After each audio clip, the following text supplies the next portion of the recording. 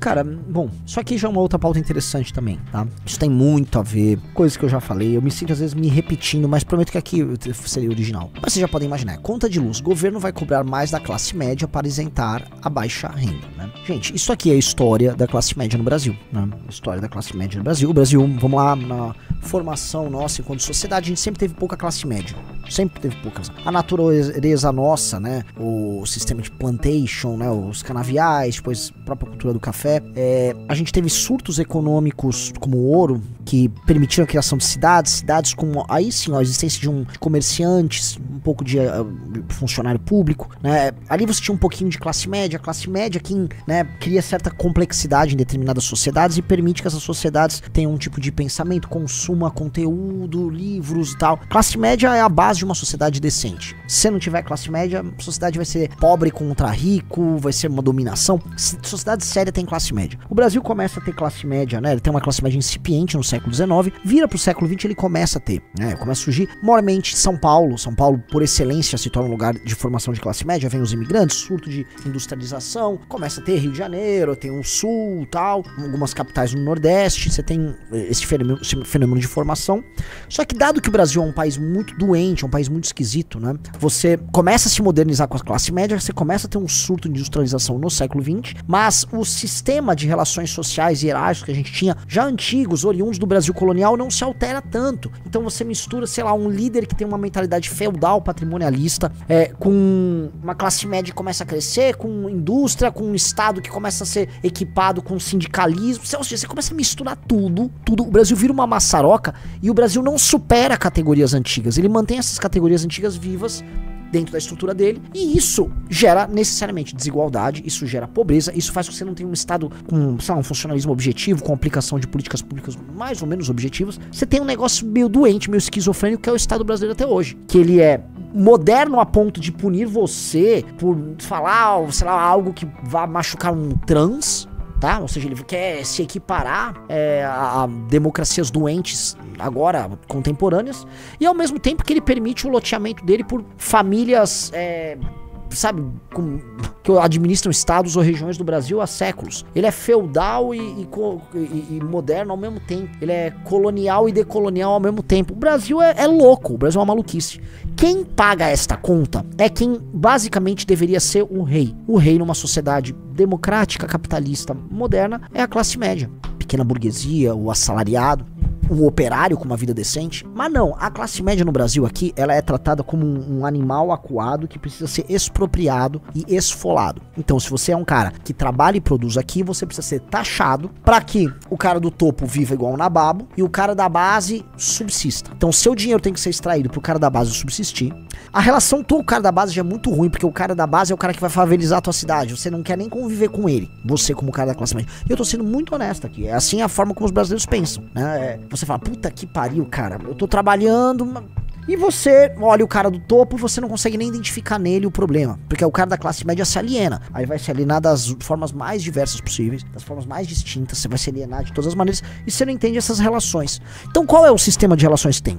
É uma coisa que você pode chamar de aliança topo-base. Você tem uma aliança entre a elite, quem tá no topo, em geral no Brasil essa elite se dá com uma mistura de burocracia, de alguns setores empresariais parasitários, o setor financeiro é um exemplo disso, empresários amigos do rei também isso, corporações e tal, um pedaço judiciário. Já falamos muito de quem é essa turma. E esses caras eleitoralmente cooptam a base. Essa base que costuma ser cooptada com o centrão ou com compra de votos com auxílios e políticas públicas assistenciais. Você faz uma aliança topo-base e você achata e ferra o meio. A estratégia de aliança topo-base já foi usada ao longo da história várias vezes. E você tem aqui no Brasil uma estratégia topo-base sendo tocada pelo PT. Como é que funciona a estratégia topo-base do PT? Essa elite agora vai, que esse é um novo episódio, e dá um novo benefício. Esse benefício aí, você não vai mais pagar a conta de luz. Aí você não paga a conta de luz, tá? Você vai ficar todo feliz. Obrigado, meu papai Lula. Tchau, me bom. Lula, bom. Lula. É Lula. É o L. Faz o L. Esse efeito que eles querem ter. Mas conta é paga por quem tá espremido no meio. E essa má notícia, ela literalmente trata disso. Vamos lá, ó. Reforma do setor elétrico ampliará a tarifa social e encargos recairão sobre consumidores do chamado mercado regulado, majoritariamente os residenciais e o pequeno comércio. O Ministério de Minas e Energia não se manifestou, pode ser. O governo Lula fez os últimos ajustes em uma medida provisória para promover uma ampla mudança no setor elétrico que, no curto prazo, terá como consequência aumentar as contas de luz dos consumidores de classe média. O projeto prevê ampliação da tarifa social, blá blá blá. Outras que consomem de 120 kW por mês e têm renda de per capita entre meio a um salário mínimo teriam um desconto. Quem são esses caras, Riso? Basicamente Bolsa Família. Ao todo, segundo o governo, 60 milhões de pessoas poderão ser beneficiadas. Procurado, o Ministério de Minas e Energia não quis comentar. O programa social será pago com os encargos que incidem e encarecem as contas de luz dos consumidores do mercado regulado, ou seja, os residenciais e o pequeno comércio. O impacto estimado do governo é que isso custará 3,6 bilhões ou um aumento de 1,4 nas contas de luz. A consultoria privada Volt Robotics calcula um impacto maior, de 7 bilhões. Já dá o dobro, já dá quase 3% de impacto na conta de luz. Mas é sempre assim, qual conta de luz? Como é que vai incidir isso? E nos lugares que você tem gato, que a conta de luz já é altíssima sobre o consumidor, como por exemplo o Rio de Janeiro, como é que você incide? A base vai ser menor? Como é que vai funcionar? Como é que vai funcionar em outros lugares que, vamos dizer, em setores que a conta de luz já é cara e atrapalha o funcionamento de determinados comércios? Como é que isso funciona no sistema de preço? Como é que isso funciona para gerar inflação? Porque todo mundo trata como se fosse uma brincadeira, né? Se for coisa, né? Porque nunca é o que o índice... Isso aqui é uma estimativa do governo, que em geral vai estimar para baixo o tamanho do impacto, né? Luz, assim como o petróleo, é uma coisa que incide sobre todos os setores da economia. A vida vai encarecer e as pessoas vão ficar mais pobres. E quem vai ficar mais pobre é justamente quem paga a conta. Então aqui o Brasil, o estímulo todo é para te empobrecer. Você tem todos os estímulos do Estado para empobrecer e não trabalhar. E caso você trabalhe e caso você viva no mundo formal, você tem que ser punido. Chega dessa merda! Isso dá ódio, cara. Isso dá ódio, é ódio puro. O Estado é montado para, veja só, não é parasitar, porque a gente já usou muito esse discurso. Não, é o mais pobre que paga a conta. Veja bem, hoje a gente tá com uma né, lumpenproletarização do brasileiro tão grande. Tem uma galera que não paga mesmo a conta.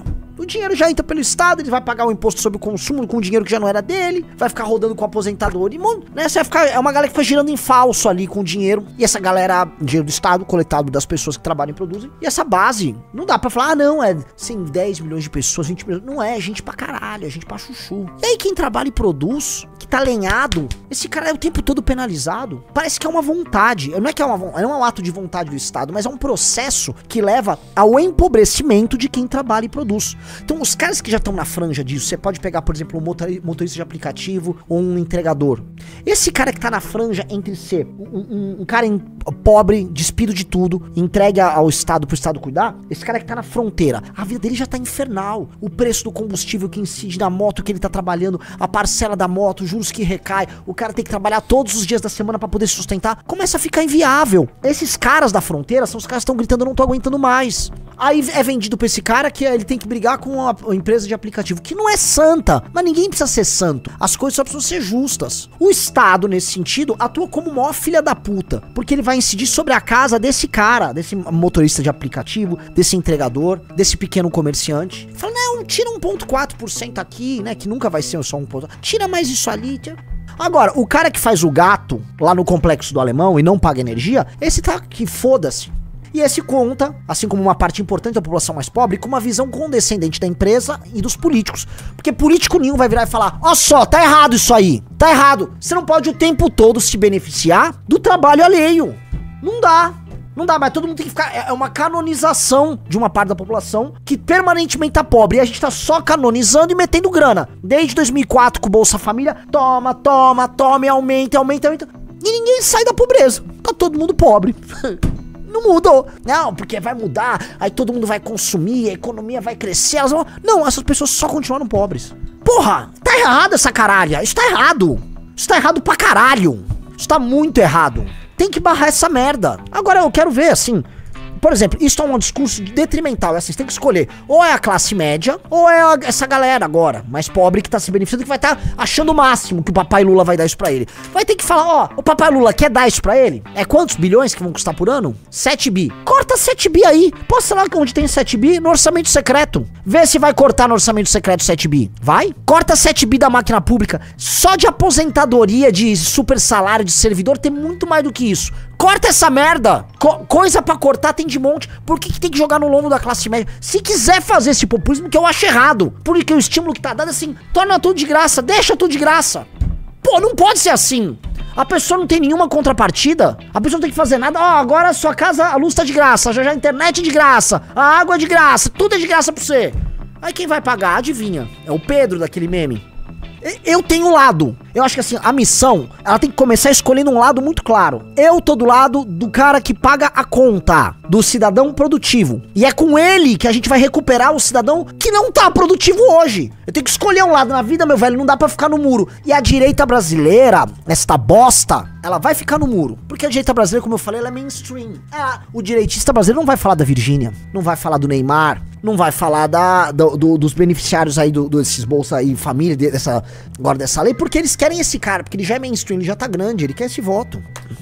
Nós temos lado, tem que escolher o lado agora. Ou não é homem? Homem tem que ter lado, caralho. Nós temos lado. Eu quero ficar do lado do cara que tá pagando. Eu tô do lado do motoboy, do dono da lojinha, do contador, da mulher que faz bolo pra fora. Eu tô do lado dessas pessoas, as pessoas estão ralando, pô. As pessoas estão ralando, eu tô do lado delas. Eu vou com elas até o fim. O problema é que elas não estão com a gente ainda, tá? Só avisando. Essas pessoas estão tão iludidas que elas estão, sei lá, com o Pastor Mirim agora. Elas estão tão ferradas que elas estão ouvindo Pablo Marçal sobre como ganhar mais dinheiro, pra serem mais roubadas ainda. E elas não vão ganhar mais dinheiro, só vão ter o dinheiro dela tomado. Elas estão ouvindo algum pastor neopentecostal de alguma denominação feita pra tirar dinheiro delas. Tome, tá tirando dinheiro do bolso delas. Isso você também não vai ver a direita falar, porque a direita é ligada a pastor picareta neopentecostal, né? Basta ver o maior figurinha deles, que é o Nicolas, que é amigo de quem? Que é muito amigo do Valadão, né? Valadão, que vocês sabem do que gosta, né? Do que gosta o Valadão. Botem aí no comentário do que gosta o Valadão. Não pode ver os músicos lá, né?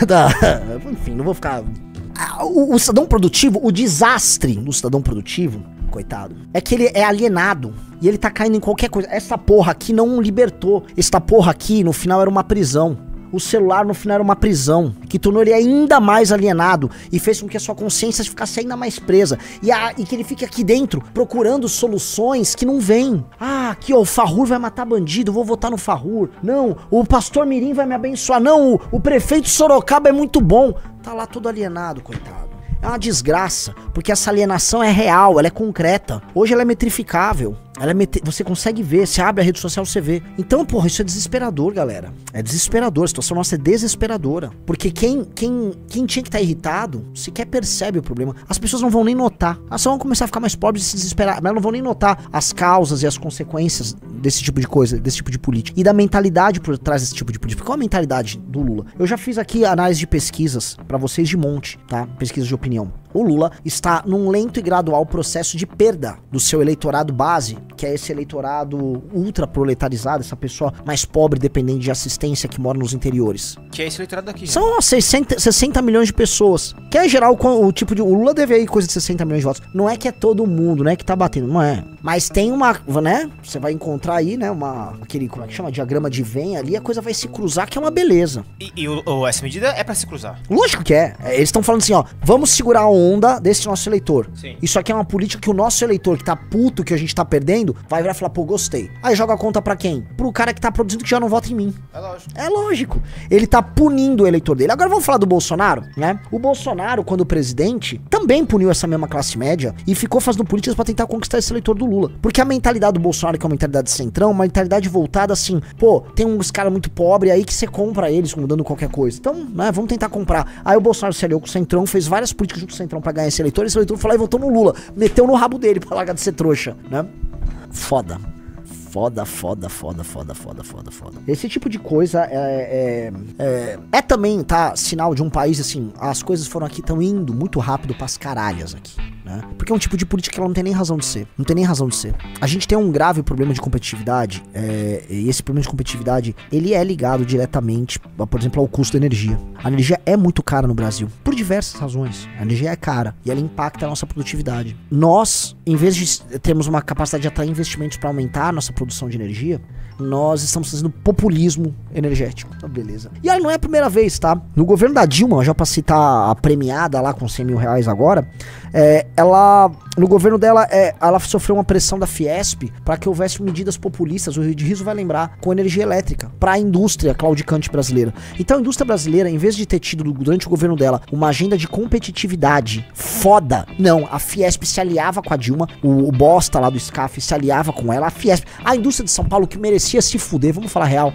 essa indústria corporativista porca, aí se juntava, ó, Fiesp disse que redução do custo de energia é vitória coletiva. Aí foram lá pegar um subsídio que ficou no colo de geral e o Brasil se destruiu do mesmo jeito, porque esses caras nunca quiseram agenda nenhuma de competitividade. Esses caras querem tarifa alta pra produto gringo não vir pra cá, aí subsídio pra eles, lucro pra eles, linha de crédito pra eles, e aí isso eles vão dar o nome de, sei lá, Política Nacional de Desenvolvimento, né? Isso não funciona. Então não se esqueçam, tá? Este tipo de política vagabunda já existiu antes e se bobear, a da Fiesp tá saindo mais caro do que pra galera mais pobre. A época foi assim, pras caralho. Taca ali dinheiro aí na Fiesp, tá? Eu não esqueço disso. 62 bi. Não, É isso? Olha só, a Dilma repassou, né, o aumento da conta de luz dos fantasmas do governo Dilma. Vamos ler.